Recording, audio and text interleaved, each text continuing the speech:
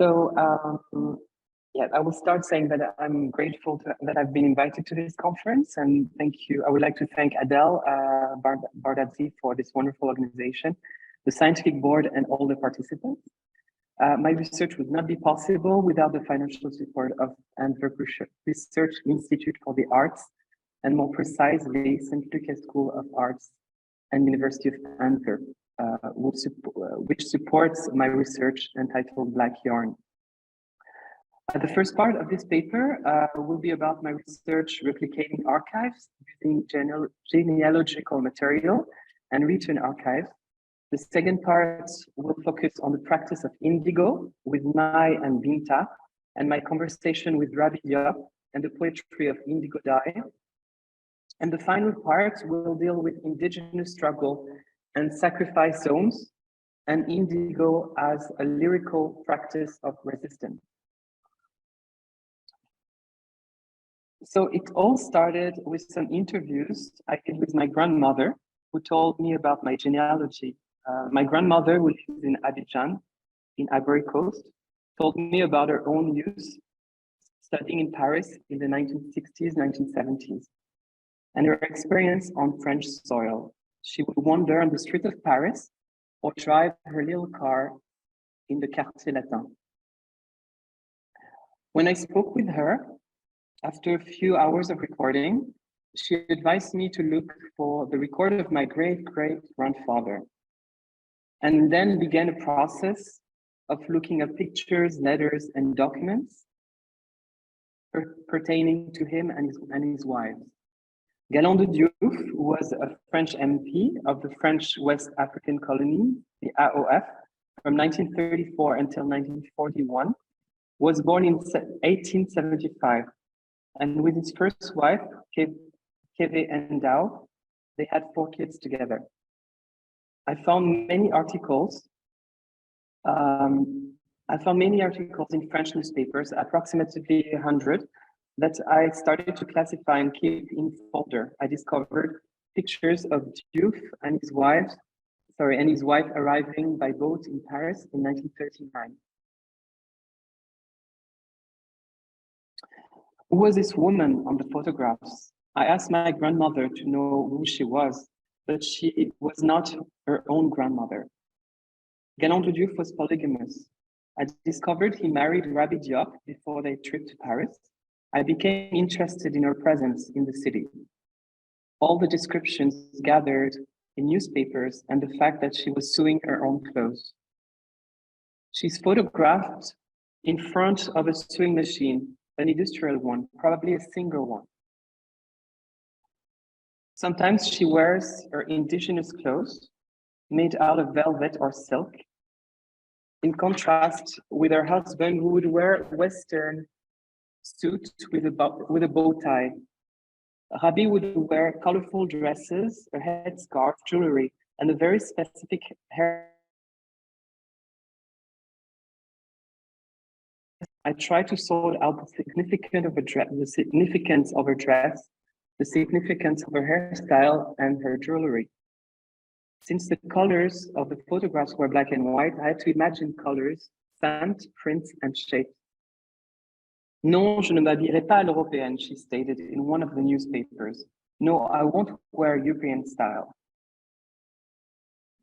A woman from Senegal has nothing to envy about a woman from Paris. She's elegant and stylish in her own rights, she continues. I then traveled to Senegal, and through a residency in Saint-Louis, I found a place where I could answer some of my questions in the atelier of Mai Diop. Together, we analyzed the photograph through a knowledge of local textiles. Mai has been working on the production of Manjak woven textiles for about 20 years to safeguard this craft from disappearing. We looked at the photographs, defined what motif was on the dress, and started reflecting on a process to replicate the garment.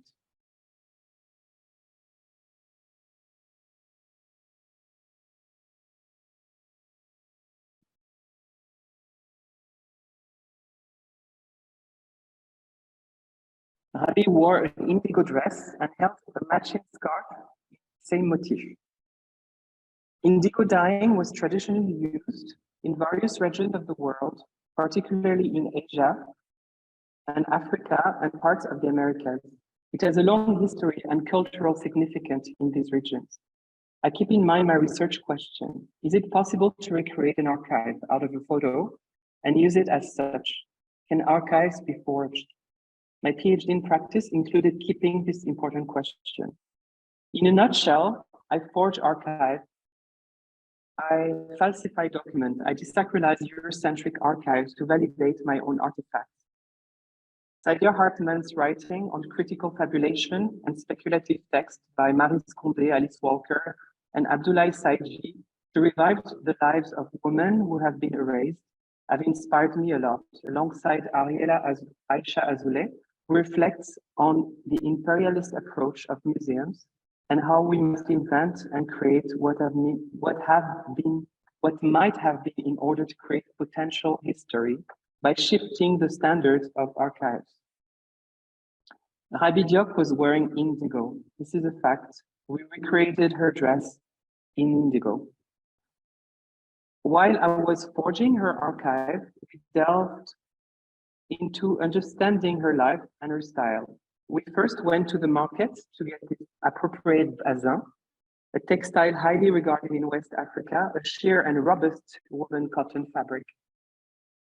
Together with Binta Gay, we pleated the fabric while chatting, laughing, and exchanging anecdotes and stories. And Rabi, she was also with us, guiding our movement, whispering some prayers, and comforting us when we would sting our fingers with a sharp needle. She's telling us also some kind words of encouragement. This bazin was very strong. It sometimes felt like leather. Pleating was taking the longest part of the task, but we needed to be precise to develop this similar pattern. We played some songs and drank bissap while focusing on pleats. I don't know how many hours we've spent on it, maybe 8 or 10.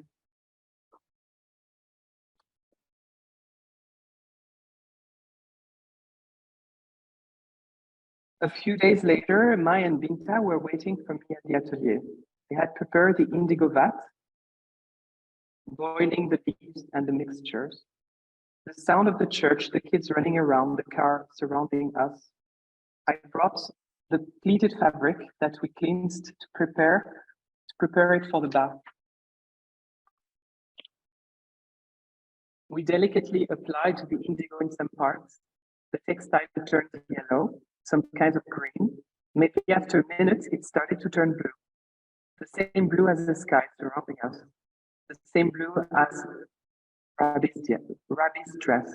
I could feel Rabi smiling behind me. Binta and I were smiling too.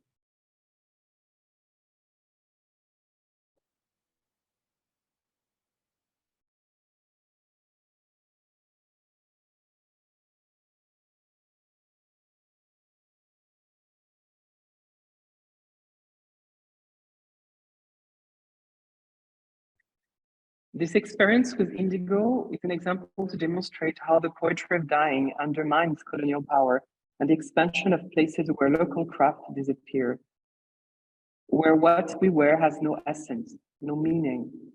These are sacrifice zones, to quote Hopkins. In her article, Fashion, Its Sacrifice Zones and Sustainability, Sandra Nissen calls for radical rewriting of fashion history and warns us how the world fashion continues to be associated with the upper end of a dualistic conception of culture. Capitalism feeds itself on the gap and divisions between those who have and those who do not have, those who live and those who are disposable, pushing for a system to be labeled fashion and the rest as non-fashion. Nissen calls for non-fashion to be a new norm, referring to German sociologist and philosopher Georg Simmel, for whom in the 19th century, in the midst of the Industrial Revolution, European fashion was superior. The superiority of European fashion can be seen in its constant need for change, while other sartorial expressions are stuck in tradition. How can we move past this definition which not only perpetuates colonial ideologies, but also forms the basis of the Western fashion system. How can we move past these sacrifice zones? Ameliorating the problem means respecting that traditions of others have a right to exist. For fashion scholars, this means learning how non-fashion people and their traditions have been systematically erased from view, and then developing strategies to actively redress what Western fashion has sacrificed, says Nissen. I will conclude by saying that we must act against capitalism and its genius that consists, to quote Allen, as much as destroying the old production system as it does in creating the new one.